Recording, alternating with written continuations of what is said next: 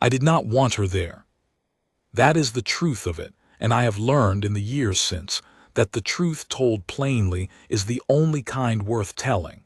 I did not want anyone at Ashenveil Park that winter. I had spent 3 years making the estate into something close to a fortress, not against the cold, not against the wind that came off the moors in November like a living thing, but against the particular cruelty of people who looked at my face and rearranged their own expressions in the half-second before they thought I would notice. I always noticed. I had become very good at noticing, because when a man has little else to occupy him, he sharpens what he has, and what I had was attention. My sister Dorothea had written to me twice before I replied. The second letter was not a request. Dorothea, who had been the only person in England capable of moving me since the accident, had simply stated the facts in her neat, unadorned hand. She was unwell. She required a companion through the winter. She had found one, a Mrs. Cecily Vane, recently of Bath, lately a companion to old Lady Futhering of the Wiltshire Futherings, excellent references, quiet disposition. She would arrive the 3rd week of November. I would be civil. I wrote back and said nothing about civility, because I did not intend to be civil. I intended to stay on my side of the house and let the woman get on with whatever companions got on with, reading to Dorothea, taking her shawls from one chair to another, the work of women who existed at the margins of other people's lives and had learned to be invisible. I told myself she would be invisible to me without any effort from either of us. I was wrong about that, as I was wrong about several things that winter. She arrived on a Tuesday, in a hired coach that the wind had battered all the way from Bakewell, and I only happened, to be crossing the entrance hall when Merrick opened the front door, and the cold came in with her. I saw her before she saw me. She was unwinding a gray woolen scarf from around her throat, and she was looking at the hall, at the height of it, at the way the November light came through the windows above the stair and fell in pale columns across the stone floor. She looked at it the way a person looks at something they want to understand rather than simply admire. Then she looked at me. She did not flinch. I want to be precise about this because it matters, and because I have turned it over so many times in the 3 years since that I want to render it exactly. She looked at me, and her expression did not change.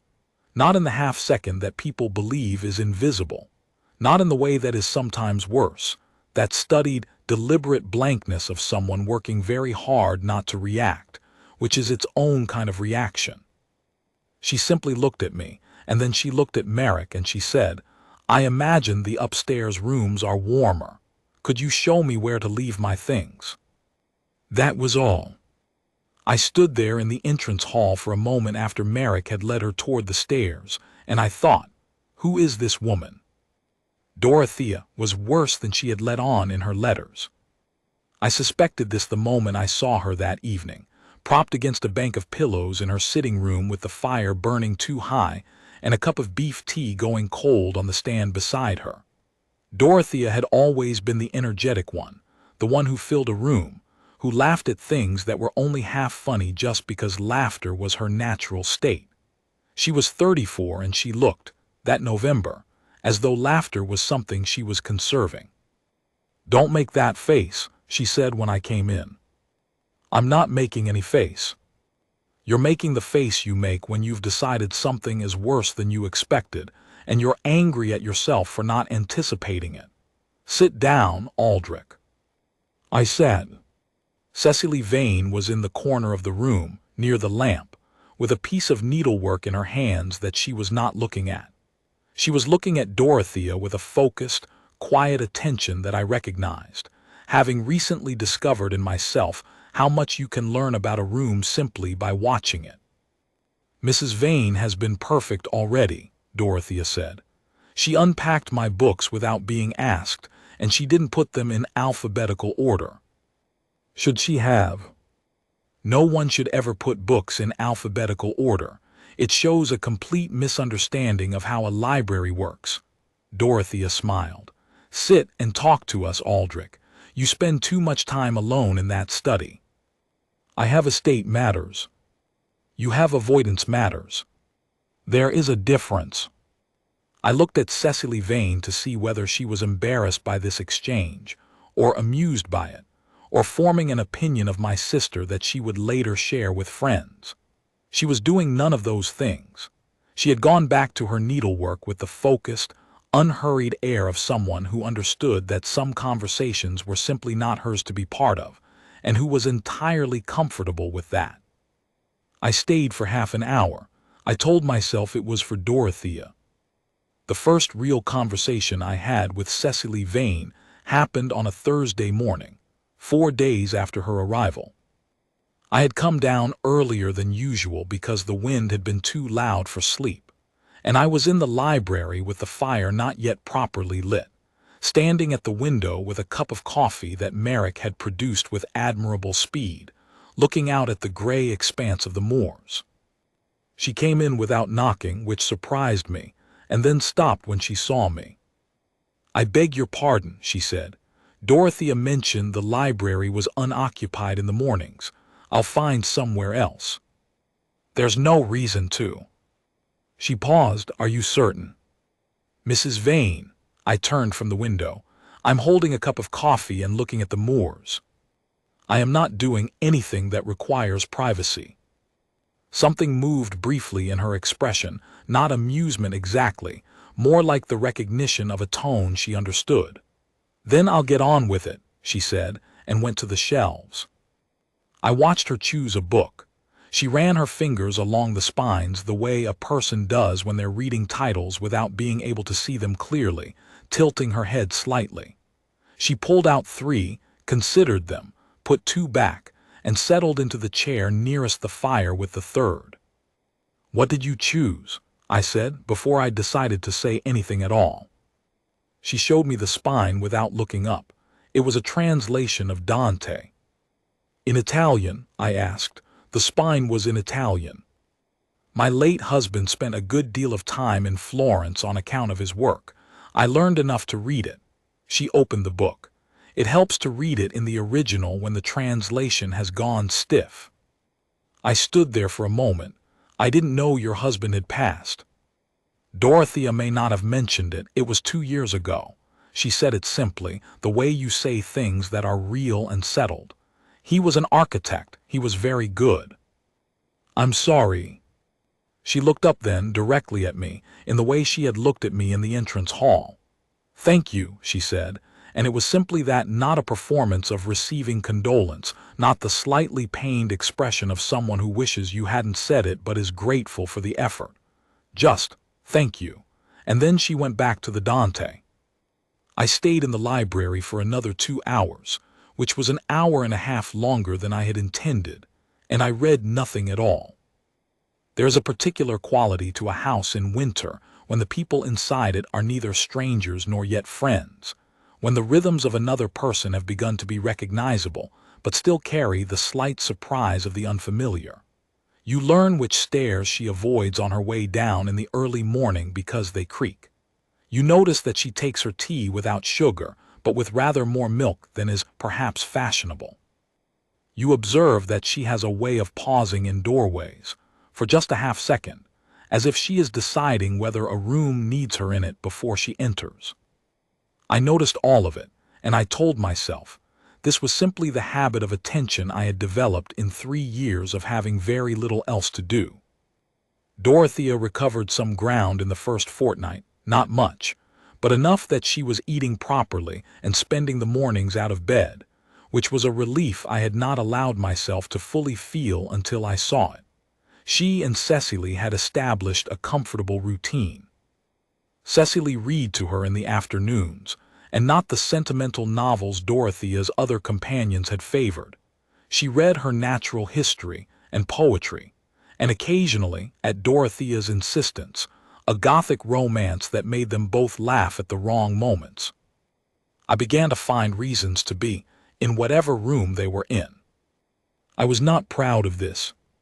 I recognized it as exactly the kind of thing I had spent 3 years refusing to do, hovering at the edges of warmth because I had decided I had no right to warmth, that I had used up whatever portion of ordinary life I had been allotted on the night my horse threw me on the road from Buxton, and I lay in the mud for an hour before anyone came.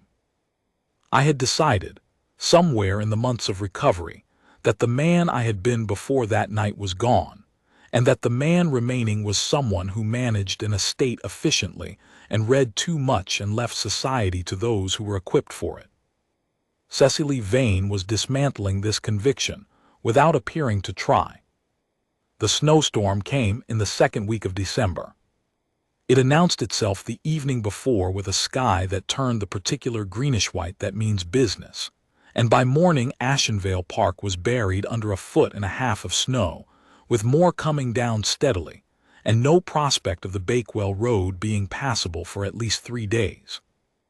I was not troubled by this. I had managed worse, but Mrs. Anson in the kitchen was convinced we would run short of coal, which we would not, and the 2 younger maids were quietly thrilled by the drama of it, which was understandable. Dorothea's health dipped that first snowbound evening. Not alarmingly, she had overtaxed herself by coming downstairs for dinner when she should have stayed in bed, but her color was wrong, and she was short of breath in a way that made me stay near her door for an hour after she had gone to sleep, just listening. Cecily found me there. She came out of Dorothea's sitting room with a shawl over her shoulders and a candle in her hand, and she stopped when she saw me in the corridor. "She's sleeping," Cecily said. "I know." She looked at me for a moment. "Come away from the door. You standing there won't make her breathe more easily." I wanted to tell her that she was right, and that I would come away in a moment. What I actually did was move away from the door immediately, without intending to, the way you respond to someone whose authority you have quietly accepted without registering when the acceptance happened. We walked to the end of the corridor, which overlooked the back gardens and the moors beyond, all of it now white and entirely still under the snowfall.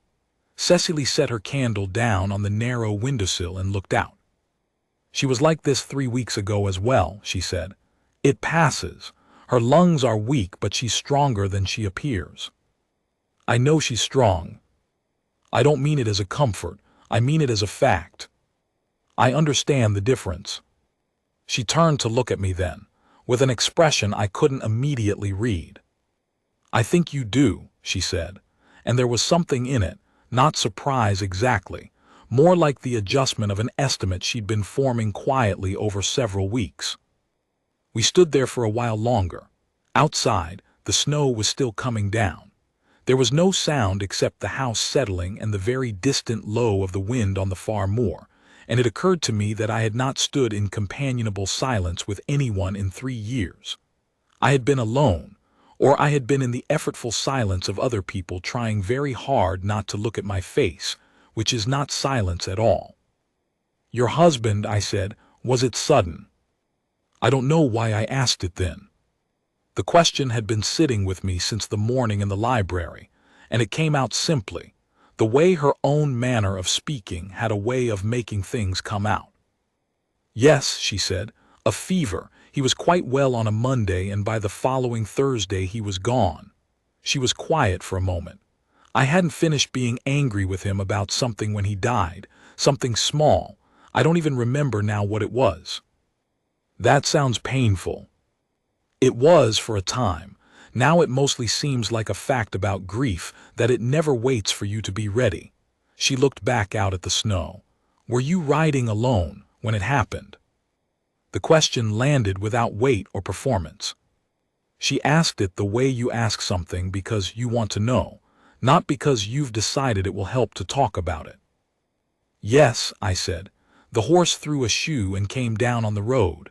I don't remember much of the middle part." "And after?" "After was a long time, and then it was done and I was here." She nodded, as if this was a reasonable and sufficient account of something unreasonable. "I expect people were very sorry." "They were." "And it was terrible," she said flatly without softening it. "Yes," I looked at her. "The being sorry was somehow the worst part. Because it kept reminding you that you were the object of it." I had never heard it said quite like that before.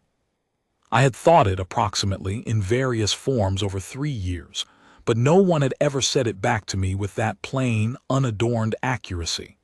I stood very still. I was not the most patient woman while Edward was ill, she said after a moment.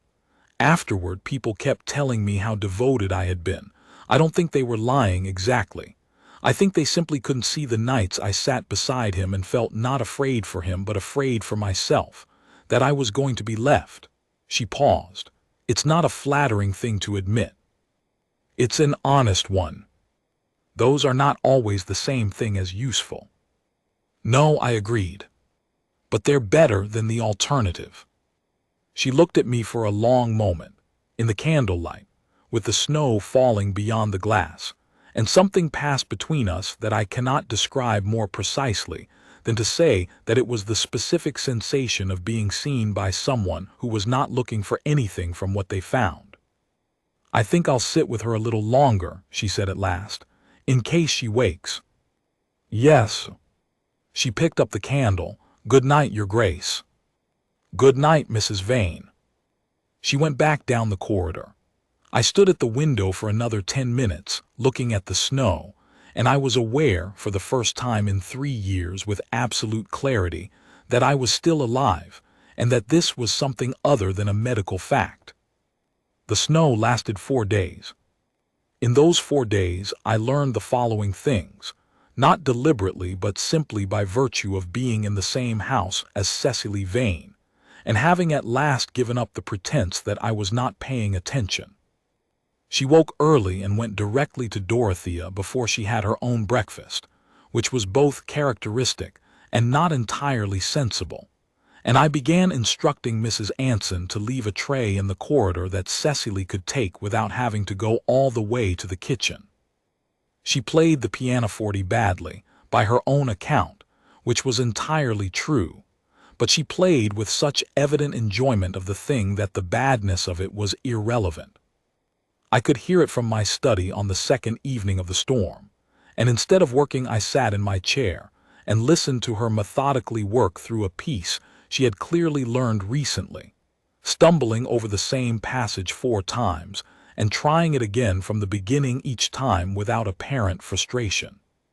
She had brought very few books of her own, and had quietly begun to organize her reading from the library by leaving the ones she'd finished in a particular corner of the lower shelf, face out, which I discovered was an inadvertent communication, because I kept finding myself picking up what she'd left and reading them myself. She did not, at any point in 4 days of being effectively confined to the house with me, ever look at me with the particular expression that said, "I am managing my reaction to your face very carefully right now." She simply looked at me, consistently, as though I was a person she was talking to. By the end of the second day, I had understood that I was in serious difficulty. By the end of the third day, I had understood that I did not, for the first time in 3 years, entirely mind. On the 4th day, Dorothea was well enough to come down to the drawing room after lunch, wrapped in 2 shawls and considerably more cheerful for it, and she sat in the large chair by the fire and looked at Cecily, and then looked at me with an expression I recognized from childhood as the expression she wore when she had been watching something develop for some time and was gratified by its progress. "Stop that," I told her. "I'm not doing anything. You're making the face." "What face?" Cecily asked, looking up from the Dante she was carrying everywhere now like a talisman. "He means the face I make when I'm pleased about something," Dorothea said. "He's been complaining about it since we were children." "She does something with her eyebrows," I said. Cecily looked at Dorothea's eyebrows with the focused attention she brought to everything. "I don't see anything particular about them." "It's very subtle. You have to have grown up with it." "You're both being absurd," Dorothea said serenely, and picked up her cup of tea. Cecily caught my eye across the room, and something moved across her face. Not a smile exactly, more the suppressed predecessor to one. And I felt it, the way you feel a fire after a long cold, not dramatically but as a specific warmth in a specific place. I looked away, Outside, the snow was beginning to thin. By evening, the road would likely be passable again. I was surprised to find that I was in no hurry for it. The thing about Cecily Vane, the thing I kept returning to in the weeks that followed, in the way you return to a problem you cannot quite leave alone, was that she was not performing ease with me. She was simply at ease with me, which is an entirely different thing. People had been performing ease with me for 3 years, arranging their faces with care, choosing their words with the extra consideration you give to someone you've decided needs protecting from the ordinary roughness of conversation. Cecily was not doing that. She was doing something both simpler and more demanding. She was treating me as someone whose company she found worth having and expecting the same in return. It was, I realized gradually, an expectation I hadn't encountered in a very long time. There was an afternoon in the second week of December. The snow had cleared, the roads were open, and Dorothea was having a good day, which meant Cecily had an hour with nothing in particular required of her. When I came into the library and found her at the window with a letter in her hand that she was not reading, she was simply holding it and looking at the moors. There was something in her posture, not grief exactly, but its sibling, the quality of living alongside a loss so that it is always there but not always loud. "Bad news," I said, because I had learned by then that Cecily preferred directness. "Old news," she said. "A letter from Edward's sister. She means well." She folded it. "She writes once a month to tell me how Edward would have wanted me to live my life." "And how does she believe he would have wanted you to live it?" Quietly and gratefully, and not in any way that might suggest I had recovered too quickly. She said it without bitterness but with complete accuracy. She is not an unkind woman. She simply loved him and needs somewhere to put it. "And you don't." She was quiet for a moment. "I loved him," she said carefully. "I don't think it's the kind of love you put anywhere after. I think it becomes part of what you are, the specific shape of what you've lost, and you simply carry it forward." She paused. "Does that seem cold?" "No," I said. "It seems exact." She looked at me. "You understand that?" "I understand carrying something forward and not being certain what to do with it." She looked at me for a long moment with the particular directness that was entirely her own. "I expect the scar is part of it," she said. "Not the scar itself. What happened around it?" "Yes," I said. "What happened around it?" "The ways people changed." "The ways people changed." She nodded slowly. "My own people changed after Edward. The ones who had known us together didn't quite know what to do with me alone. I became a problem to solve, primarily. Whether I had been adequately provided for, whether I was too thin, whether I was smiling enough." She looked out at the moors. "I came to Bath because no one there knew us together. It felt like breathing. And here." She turned back to me, and there was something in her expression that I cannot describe as anything other than open, entirely unguarded. The way a face looks when it has nothing to protect in that particular moment with that particular person. "Here," she said, "has surprised me." I did not ask her to be more specific. I didn't need to. I understood her meaning because I understood the feeling that produced it. The specific surprise of arriving somewhere you expected to be alone and finding that you were, for once, not. I asked Merrick about it. This was not something I had ever done before, bringing anything of a personal nature to Merrick, who had been my father's man before he was mine, and who had the quality of excellent long-serving household staff, which is that they know everything and comment on nothing unless invited. I invited him, one evening in mid-December, while he was laying out my coat for dinner, and I was standing at the window doing what I had been doing a great deal of lately, which was looking at things without seeing them. "Merrick," I said, "what is your impression of Mrs. Vane?" He did not pause in the work of laying out the coat. "She is an excellent companion for Miss Dorothea, your Grace, calm without being dull. She anticipates rather than waits to be told. Yes. She has a kindness that doesn't announce itself, Which is the more reliable kind? Yes. And she speaks to you, if I may say so, sir, in a way that is, he paused, choosing the word with care, unconstrained. Unconstrained, I repeated. It is not a quality you have encountered frequently in recent years. He smoothed the coat. Will there be anything else, Your Grace? No, I said, thank you, Merrick. He went out. I stood at the window for some time afterward, thinking about the word unconstrained, and about what it meant that I had been so hungry for it without knowing I was hungry at all. Christmas came to Ashenveil Park quietly that year. Dorothea had a bad week in the middle of December. The cold was harder on her lungs than the autumn had been, and Cecily handled it with a steadiness that I watched with something close to awe, though I would not have named it that at the time. She did not panic and she did not over-reassure. She sat with Dorothea through the difficult nights, and she kept Dorothea's spirits level with the combination of reading, practical conversation, and an occasional dry observation about the weather or the household that made Dorothea smile when smiling cost her something. I came and went, and each time I came I found Cecily already there, or arriving, or settled in the chair by the bed with her needlework or her book, and each time she looked up and we exchanged something, a look, a quiet report on Dorothea's state, occasionally a few words about nothing in particular, and I carried whatever it was back to my study and turned it over there.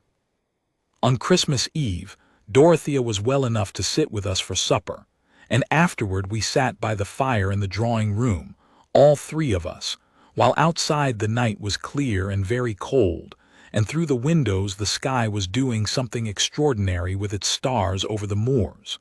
We didn't talk much.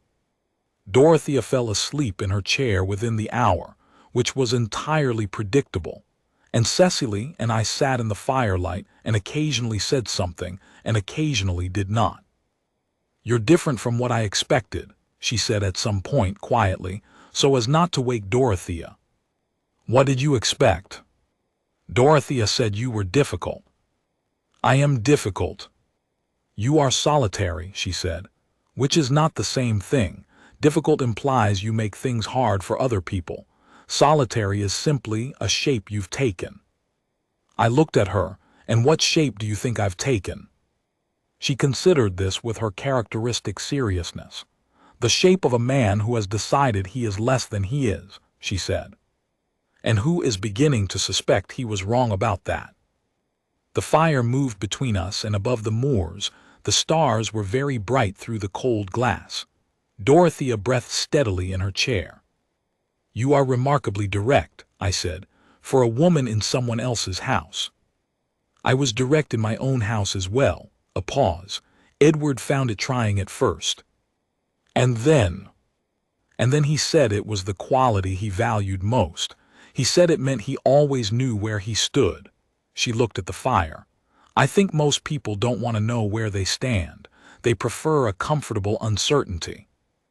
I have been living in an uncomfortable uncertainty for 3 years, I said. I think I would prefer to know where I stand. She looked at me then with the full, direct attention she gave to things she wanted to understand. You stand, she said quietly, somewhere considerably better than you have been treating yourself. I didn't answer that. I didn't need to. Something had shifted in the room, not dramatically, not with any of the apparatus I might have expected if I had been expecting it. Simply and completely, the way the light changes when a cloud moves off the sun, and what was there before is still there but entirely different. In the first week of January, Dorothea had a long good spell, which meant Cecily had time on her hands and spent some of it in ways that had nothing to do with the sick room. She took walks on the moors when the morning was clear, which in January on the Derbyshire uplands meant precisely 2 mornings, and on the second of these I found myself asking, before I had entirely decided to, if I could join her. She looked at me with a flicker of something in her expression that was not quite surprise. Yes, she said, if you like. We walked for an hour.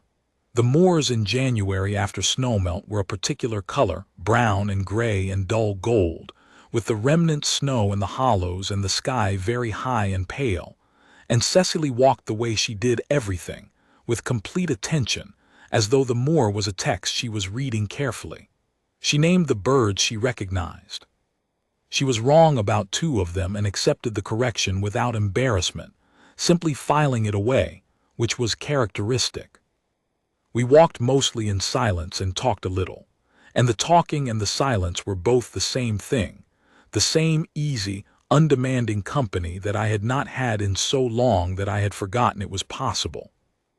On the way back to the house, the path narrowed through a stretch of frozen bracken, and she stumbled slightly on a root hidden under the remaining snow.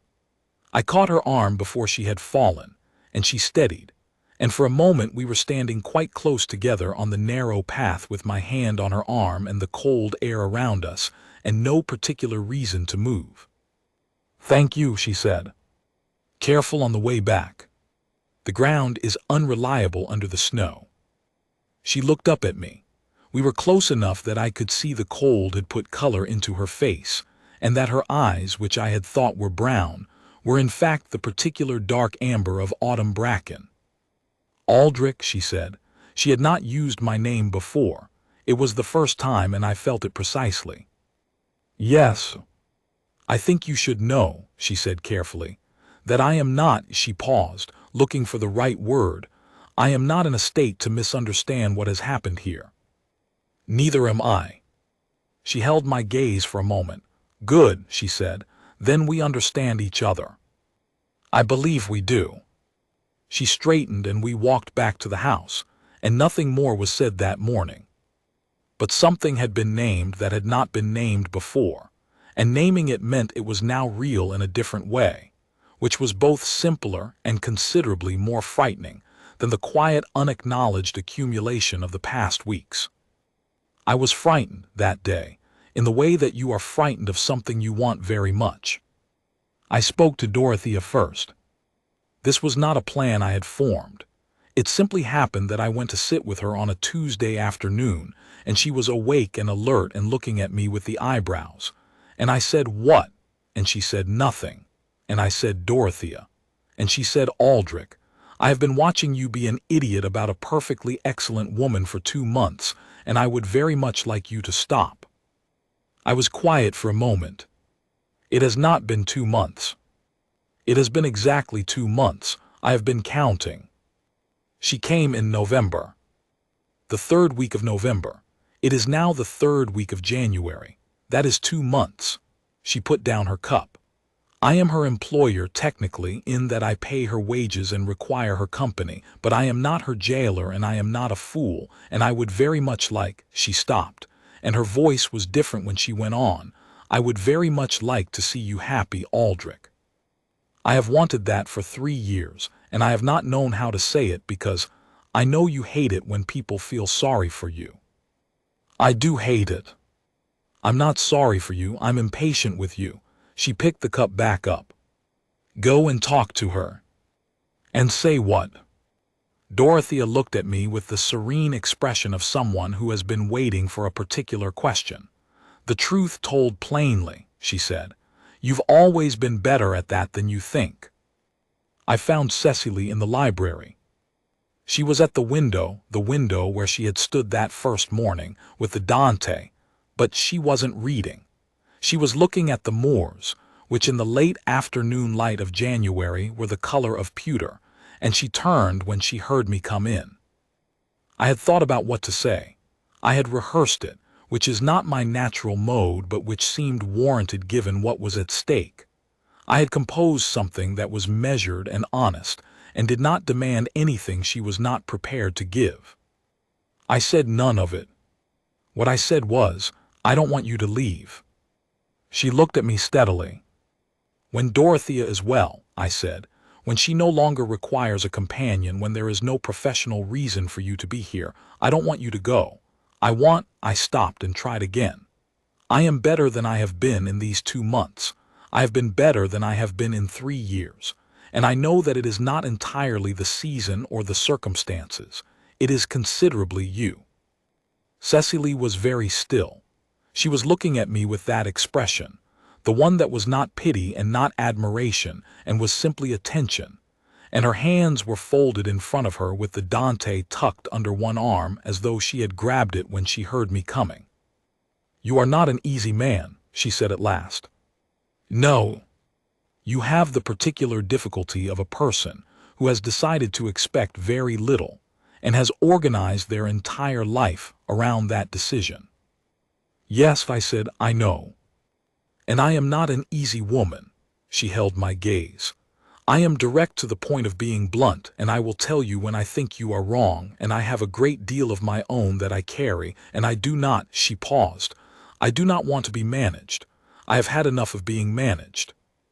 "The last thing I would ever think to do," I said, "is manage you." She looked at me for a long moment. The library was very quiet around us, the fire, and the sound of the house, and the pale afternoon light from the windows. "Ask me properly," she said, "not as an estate matter, as yourself." I took a breath. "Will you stay?" "Not as companion to my sister, who will be well in the spring and won't need you in that capacity. As the person I should very much like to have in my life, in every capacity that you are willing to occupy." "That is not quite a proposal." "No," I said. "I am asking whether I may propose to you. They are different questions, and the first deserves an answer before the second becomes sensible." Something moved across her face, the suppressed predecessor to the smile, and then the smile itself, which I had seen before but not often enough, not nearly often enough. "You may," she said. I crossed the library. I took her hand, which she allowed, and I felt the particular warmth of it and the slight pressure of her fingers around mine. "Cecily," I said, "will you marry me? Not because it is convenient or because it solves anything, but because—" and here I ran out of the prepared version and simply told the truth. "Because 2 months ago I was a man who had given up on a great deal, and you arrived in my entrance hall and looked at me without flinching, and you have been doing that ever since, and I find I am not prepared to go back to the life I had before." She was quiet for a moment, and in the quiet I could hear the wind beginning again outside, the long low moan of it across the moors, which was the sound I associated now with being indoors and warm. "Yes," she said. "Just that, not dressed up, not performed." "Yes." I held her hand for another moment, and then, because it seemed right and because we were who we were, we went and sat by the fire, and she opened the Dante and read me the passage she had been working on that morning in the difficult Italian. And outside the afternoon darkened into evening, and the moors were swallowed by the January dark, and the fire burned down and was made up again, and the house settled around us, and I was aware, quietly and without drama, and for the first time in longer than I could clearly remember, that I was exactly where I was meant to be. We married in April, in the church at the edge of the Ashenveil estate, in a ceremony of approximately 30 people. Dorothea was well by then, genuinely well, not the managed wellness of the winter months, but the returning energy of herself, and she sat in the front pew with her eyebrows doing exactly what I had described to Cecily, which made Cecily smile as she came down the aisle, which was, as it happened, the expression she was wearing when I saw her for the first time in something other than gray. I had not known, in November, what the winter would bring. I had not known that a woman I did not want in my house would become the person I could not imagine the house without. I had not known that being seen, simply and completely seen, without pity, without performance, without the careful management of a reaction, was something I had been starving for, or that the person who would do it would be a quiet widow with a worn copy of Dante, and a directness that bordered on alarming, and a way of walking into a room, and simply being in it that made the room settle and become itself. She told me once later that she had noticed me in the entrance hall that first day and thought, "This man has been carrying something very heavy for a long time." She had not thought, "I will help him carry it." She had simply thought, "I will not pretend I cannot see the weight." That was the whole of it, really. She did not take the weight from me. She did not tell me it was light. She simply stood in the same space as the weight, and looked at it without flinching, and let me find out for myself that it was something I could put down. I have been putting it down, slowly, ever since. Some days it comes back.